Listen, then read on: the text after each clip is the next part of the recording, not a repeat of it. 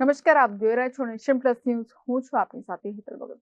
સુરત શહેરમાં વધુ એક બોગસ ડોક્ટર ઝડપાયો છે, જેને લઈને કાપોદ્રા પોલીસે બોગસ ડોક્ટરની ધરપકડ કરી છે. કાપોદ્રાના વલ્લભનગરમાં બોગસ ડોક્ટર ક્લિનિક ચલાવતો હતો, જેમાં AK નામ હોવાનું બહાર આવ્યું છે, અને આ જ બોગસ ડોક્ટરની વર્ષ 2008માં ધરપકડ થઈ હતી. આરોપી અલ્કેશસિંહ, જે કાપોદ્રાના વલ્લભનગર ખાતે કિરણ ક્લિનિક ચલાવતો હતો, તેની પાસે ડોક્ટરની કોઈ પણ પ્રકારની MBBS સર્ટિફિકેટ પણ નથી.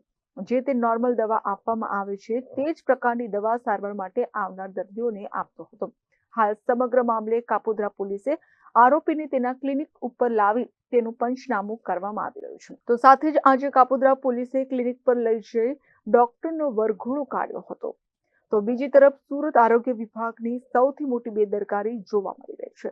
પાંડેસરા બાદ હવે કાપોદ્રા પોલીસે બોગસ ડોક્ટરની ધરપકડ કરી છે. Bureau report, nation plus news, Surat. સમાચારોના સતત અપડેટ મેળવવા માટે અમારી નેશન પ્લસ ન્યૂઝની YouTube ચેનલને સબસ્ક્રાઇબ કરો, બેલ આઇકન દબાવો અને જોડાયેલા રહો ફેસબુક, ઇન્સ્ટાગ્રામ અને ટ્વિટર પર.